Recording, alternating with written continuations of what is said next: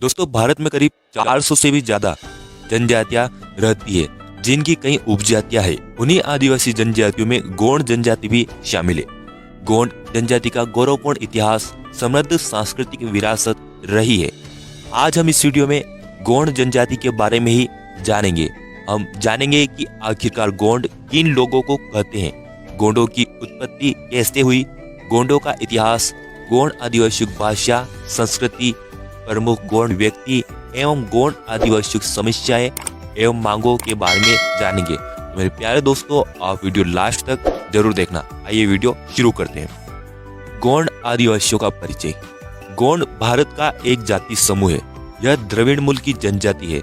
भारत में इन्हें एसटी वर्ग यानी शेड्यूल्ड ट्राइब अथवा आदिवासी वर्ग में रखा गया है। 2011 की जनगणना के अनुसार भारत में गोंडों की संख्या करीब 13 मिलियन थी।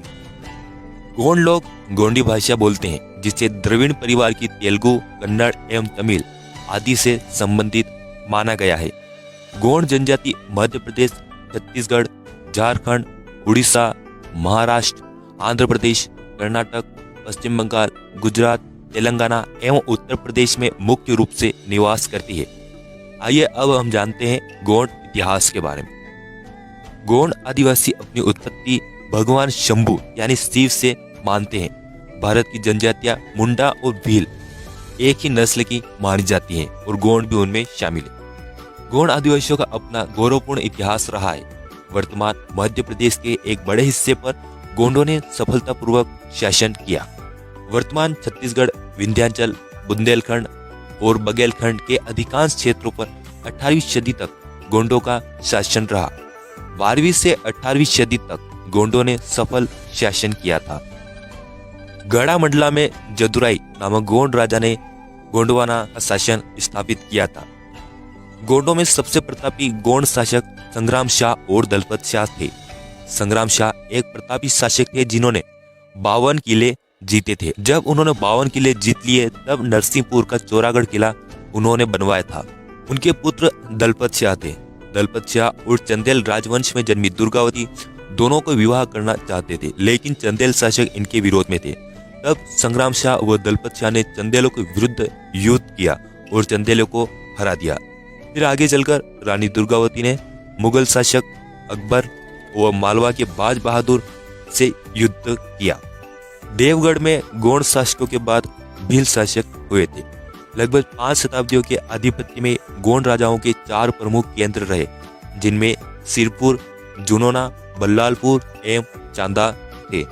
सारांश यह देखने में आता है कि गोंडों ने मध्य प्रदेश, तेलंगाना, छत्तीसगढ़, विदर्भ के बड़े क्षेत्रों में अपना शासन कायम कर रखा था। वर्तमान में भी गोंड शासकों द्वारा बनाई गई कई इमारतें, महल मौजूद है, जिनमें नरसिंहपुर का चौरागढ़ किला, भोपाल में गोंड महल स्थित है, वहीं मदन महल भी स्थित है। गोंडवाना में अनेक राजगोंड राजवंशों का दृढ़ और सफल शासन स्थापित था। इन शासकों ने बहुत से दृढ़ दुर्ग, तालाब तथा स्मारक बनवाए और सफल शासकीय नीति तथा दक्षता का परिचय दिया। इनके शासन की परिधि मध्य भारत से पूर्वी उत्तर प्रदेश और बिहार तक पहुंची थी।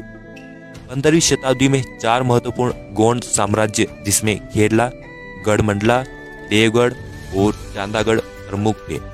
गोंड राजा बख्त बुलंद शाह ने नागपुर शहर की स्थापना की थी, वहीं भूपाल शाह ने भोपाल नगर बसाया। संग्राम शाह के पुत्र दलपत शाह एक शाही राजा थे। वे बड़े सुंदर, शूरवीर और विद्वान थे। कुछ गोंड शासक बेहतर संगठक थे। संग्राम शाह ने राज्य का विस्तार किया, व्यवस्था सुदृढ़ की, सिंचाई एवं पीने के पानी के लिए ताल तलैया का निर्माण कराया, सोने के सिक्के चलाए, सुरक्षा की दृष्टि से किलों का निर्माण कराया। गोंड शासक निजाम शाह ने भोपाल में अपना राज कायम किया था।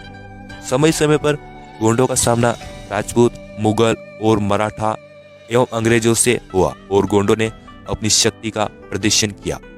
1642 में गोंड और भीलों ने मुगलों के विरुद्ध विद्रोह किया। जब ब्रिटिशों ने गोंडों को अपने कब्जे में लेने की ठानी, तब गोंडों ने ब्रिटिशों को मुंह तोड़ जवाब दिया। गोंड वंश के राजा शंकर शाह व उनके पुत्र रघुनाथ शाह ने 1857 की प्रथम क्रांति में अपने जीवन का बलिदान देकर भारत एवं गोंडों का आत्मसम्मान बनाए रखा। राजा भभूत सिंह ने पंचमढ़ी क्षेत्र में प्रमुख रूप से अंग्रेजों के खिलाफ कार्य किया। दरअसल गोंडों का इतिहास बेहद गौरवशाली रहा है। यदि आप गोंड इतिहास पर एक वीडियो चाहते हैं तो कमेंट करें, हम एक स्पेशल गोंड हिस्ट्री पर वीडियो बनाएंगे। गोंड संस्कृति। गोंड जनजाति के पास अपनी समृद्ध संस्कृति, रीति रिवाज एवं परंपराएं हैं। गोंड जनजाति गोंडी भाषा बोलते हैं। इस भाषा को कोइया भी कहा जाता है और गोंडों की संस्कृति को कोयतुरी संस्कृति कहा जाता है। कोयतुरे अथवा गोंड जैविक रूप से प्रकृति से जुड़े हैं। उनके सभी देव प्रकृति के सभी रूपों का प्रतिनिधित्व करते हैं। सभी देवताओं में से महानतम देवता बड़ा देव को माना जाता है। ठाकुर देव आकड़ी वृक्ष से जुड़े हुए। गोंड लोग स्वयं को उत्सवों के दौरान किए जाने वाले विविध प्रकार के नृत्यों से अभिव्यक्त करते हैं, जैसे कि सुरला, रीना तथा दादरिया आदि।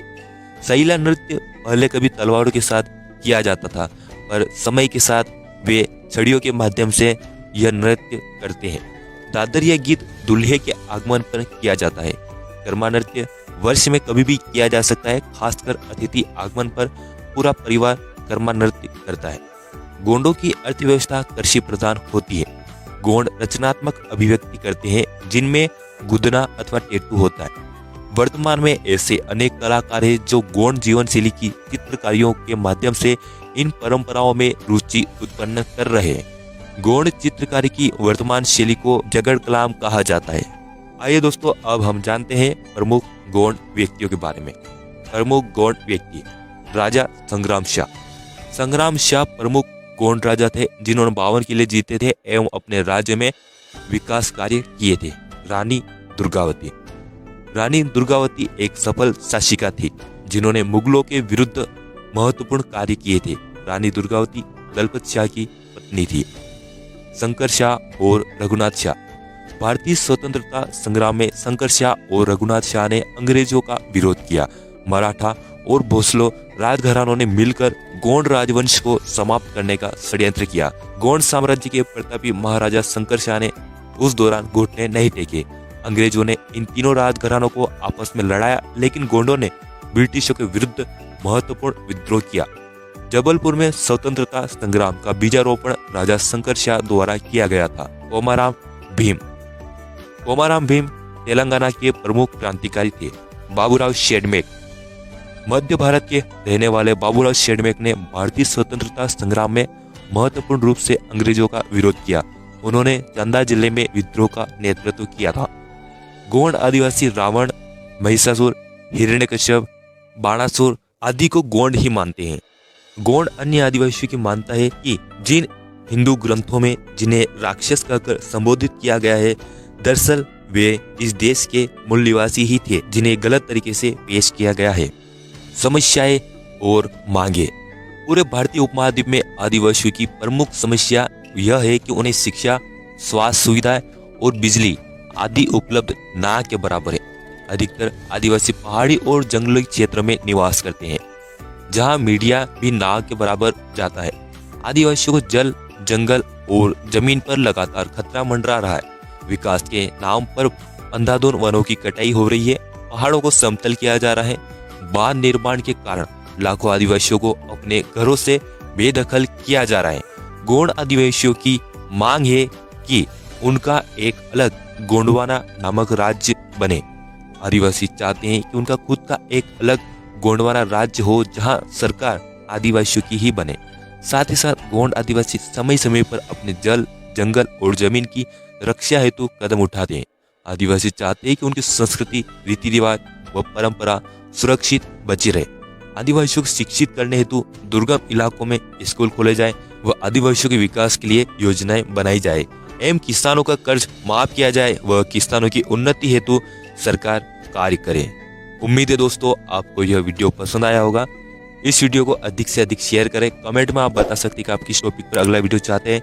इस वीडियो को लाइक करें एवं हमारे चैनल को सब्सक्राइब कर ऑल नोटिफिकेशन चालू कर लें। आपका कीमती समय देकर यह वीडियो देखने के लिए धन्यवाद।